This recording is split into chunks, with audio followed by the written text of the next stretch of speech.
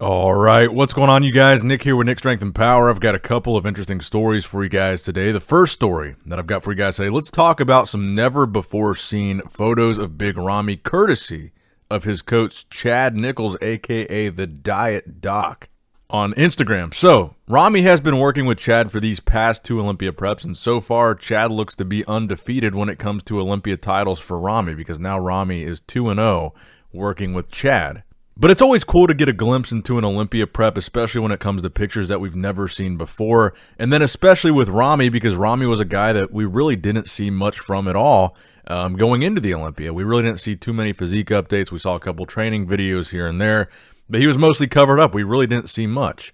So it's kind of cool to get this post-Olympia glimpse of what Ramy looked like. So Chad says, here are three never-before-seen pictures of two-time Mr. Olympia Big Ramy. These were the check-in pictures taken August 1st, 2021. So if I'm not mistaken, that would be roughly 9 weeks out from the Olympia, about 2 months and some change. So his weight here at 9 weeks out was apparently 327 pounds. Keep in mind, he weighed in on stage at the press conference the day before the show at 303. So 25 pounds almost lost between these two pictures, or excuse me, between these pictures and the actual press conference. He says, we started this Olympia prep on July 1st. Up until this point, he had not trained since the Olympia on December 19th, 2020. So that was the interesting part about this post. In addition to the pictures, that was the part that I really wanted to share, because he says he hasn't trained from December to July, which is insane to think about, and maybe explains why. You know, if we think about it, after Ramy won the title, we didn't really see much from him at all in terms of training videos or physique updates until he started his Olympia prep. We actually saw no physique updates at all. And I guess it makes sense that he wasn't training because he really wasn't posting much. So I went down into the comments because I was curious, and someone actually asked what was the reason for not training after his first Olympia win. And Chad kind of gives a vague response, but he did respond. And he says he just had some things to take care of. So what we did was use that downtime in a positive way, making sure that he was healthy and happy as he could possibly be, making sure that mentally, physically, and internally everything was perfect, so that when we decided to drop the hammer, everything was a go. So I don't know. What do you guys think about that? I found that extremely fascinating that he didn't train from December until he began his prep in July. It's interesting. So going back to Chad's caption, he says, let that sink in for a minute. In my opinion, it was one of the most amazing preps I've ever seen for what he was able to accomplish in a short period of time. Next year will be interesting because the game plan has already been put in motion. He will train for the next 14 months to defend the title and to show something extraordinary. But at the end of the day, I love my job. I'm also a bodybuilding fan. I love the contest part of it, but the photos leading into the show, these never-before-seen pictures are the ones that I love to see, and hopefully you will enjoy them as well. I will try to post pics every couple of weeks leading into the show. So therein lies the second interesting part of this post. Well, I guess the third. The first would be the pictures itself. The second would be the fact that he didn't train from December to July. The third being that he's going to train nonstop for 14 months. So there will be no breaks in this prep. So it's going to be interesting to see how he looks next year compared to how he looks this year, or how he looked this year, rather, with the difference in training. So that's going to be interesting, because I don't think any of us knew prior to this post that Ramy wasn't training between the two Olympia wins. But let me know what you guys think in the comment section down below. And now a word from our sponsors over at Labrada Nutrition. Come on.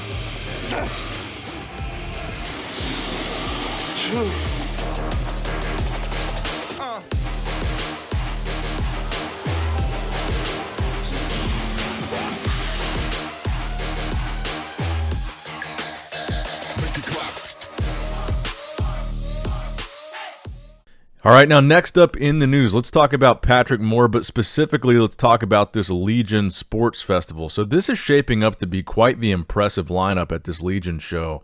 You've got Cedric in there, Max Charles, Regan Grimes, Sean Clarita, Patrick Moore. This is going to be a fun one. But we're getting our first updates from Patrick Moore going into this show. He says these were taken at 4 days out, so this video and this picture I believe were taken the same day. 4 days to go for Legion Sports Festival. Motivation just kicked into high gear. I'm not effing around. Now, keep in mind, Patrick was 14th, I believe, at the Olympia. Not the placing Patrick wanted, I'm sure, outside of the top 10. He's also going to be a guy like Regan Grimes in this lineup looking for redemption at the Legion Sports Fest. But more importantly, I think what a lot of people are looking for that are doing this show, not only redemption, but an early qualification for next year's Olympia. Cedric being in that lineup is interesting. Sean being in that lineup is interesting. We didn't get to see Cedric at the Olympia, but think about that difference between Cedric and Sean. Cedric is probably the biggest guy in that lineup from both a height and a weight standpoint. He's got to weigh, at least 260. And Sean weighed, 180 pounds at the Olympia? Giving up almost 100 pounds of muscle to Cedric. I mean, these are going to be fascinating call-outs. I mean, Sean Clarita, I hate to get on a sidetrack from Patrick Moore, but I got to imagine that Sean, even giving up that size with the conditioning that he brings and being a former Olympia champion in 212, I got to imagine he's going to be in that call-out with Cedric and these top guys. Just imagine how fascinating that call-out is going to be, seeing the size difference, but seeing how far conditioning can carry Sean in a lineup like this will be cool.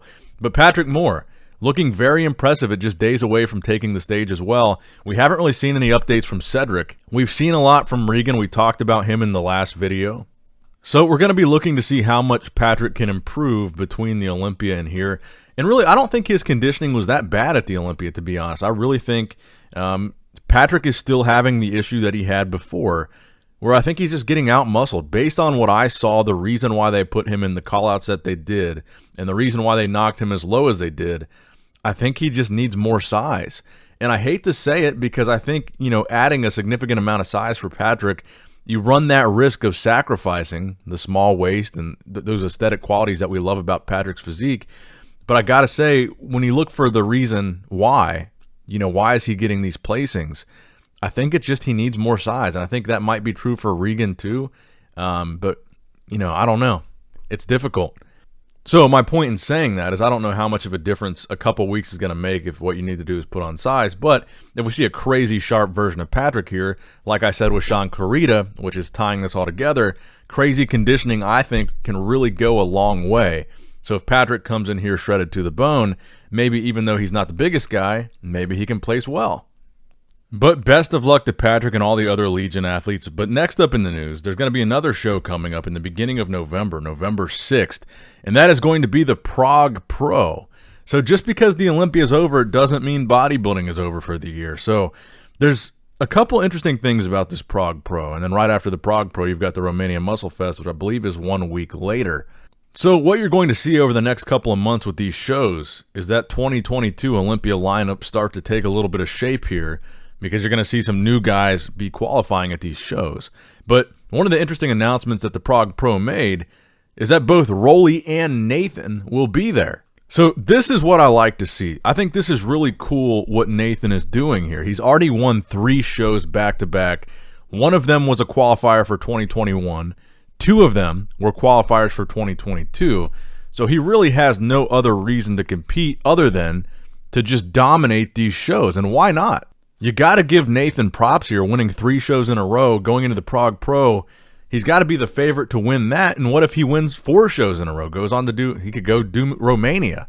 But it does make me wonder if he knows he's not going to be able to come to the States to do the Olympia. Like I said before, he does have those legal issues, and he does have that criminal background that might prevent him from getting a visa. I don't know. I don't know what the situation is. Like I said before, I believe he was invited to the Arnold Classic and wasn't able to get here for that. And obviously he wasn't at the Olympia. So I'm kind of wondering if he just wants to dominate all these shows overseas, then have it, if he knows he's not going to be able to get to the Olympia, and have everybody talk about, well, what if Nathan had done the Olympia? He just won, 10 shows overseas. Maybe that's his game plan. And you really can't help but root for Roelly Winkler because he's really trying to get that qualification too.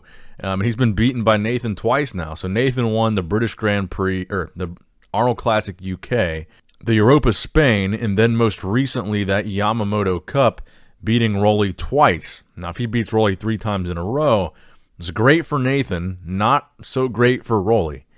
Now, another guy we've been talking a lot about, the Prague Pro posted this the other day, but they've since deleted it. Go Brandao, they posted that he was confirmed to be in this lineup, but they did take it down since. Now, I know that Raphael was planning on competing a week later, or a week or so later, in the Romanian Muscle Fest. So maybe, I don't know. Maybe he's going to be there. Maybe he's not. But they did post it, but they did take it down. So who knows?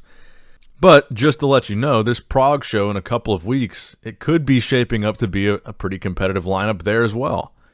Now, next up in the news, I want to talk about Keone Pearson. So Keone answered a question on his story that I found to be interesting as well. Someone asked him when's his next competition hugs from Brazil. Now, obviously, he didn't place where he wanted to place. He was in the bottom of the 212 callouts. He was one of the bottom placers. I believe he was 14th. So they ask him, what's the next competition hugs from Brazil? And he says, not until 2023, which I thought was interesting because that means he's sitting out the entire 2022 season and waiting, preparing, and I guess trying to better himself for 2023, which really, it's not that big of a deal. I think probably a lot of the fans want to see him on stage sooner than that. But in all reality, Keone is very young. He's got plenty of time if he wants to take time off. He did take off that season after the Olympia that he skipped after winning that 2020 Chicago Pro. He took a pretty extended time off in between that and the 2021 Chicago. But look, if that's what he needs to do to get better, he's got plenty of time. So I don't think it's concerning. I don't think it's a thing where he needs to rush it. I think he's probably doing the right thing. He needs to do what he thinks is best for him, what his coaches think are best for him. And maybe it's one of those things where it's like a back to the drawing board type of situation to figure out how are we going to make this work for the comeback. So I know he had stomach issues, like a stomach virus or a stomach infection for the Olympia, and that was a contributing factor to why he was off. But they got to do better than what we saw at the Olympia for sure. And you guys already know, I love Keone. I wish him well, and I really want to see him succeed. So best of luck to Keone for the 2023 prep. Now, I also wanted to mention a lot of people have been talking about Lee Haney. Obviously, Lee Haney is tied for the record of most Olympia wins with Ronnie Coleman, but he's been very vocal lately following the 2021 Olympia on his opinion on what he saw at the show and the athletes there. And it's worth mentioning that he was doing the commentary for the Olympia, so he had a role in the Olympia weekend. And keep in mind, he won his titles in a different era. The 80s was a very different era in bodybuilding. He says, after close evaluation of the Olympia, it's my professional opinion that the training systems used lack the ability to create muscle maturity or quality muscle separation. Not so with the top 10 during the eras past. Yes, athletes are bigger but lack quality. I later had a conversation with the coaches that worked with one of the top athletes. I asked what type of training system did he use for the top athlete, top 5, and behold, he gave me an answer that was totally out of the realm of what was used to create some of the greatest physiques ever. Of course, he himself looked like a dancer, referring to the coach. Therein lies the problem with the quality, 95% of open class bodybuilders. The problem with most of the current coaches is that they haven't been there, done that. I said it and stand by it. I have the hardware to back up what I said. So I guess my question to you guys is, does Lee Haney have a point here? Now, I do think it's worth mentioning that some of the best coaches of all time have never been pro bodybuilders, but got their experience from coaching lots of pro bodybuilders. That's how they learned. Haney Rambod, never a pro bodybuilder, one of the greatest coaches of all time. He coached Derek Lunsford to a 212 victory this year.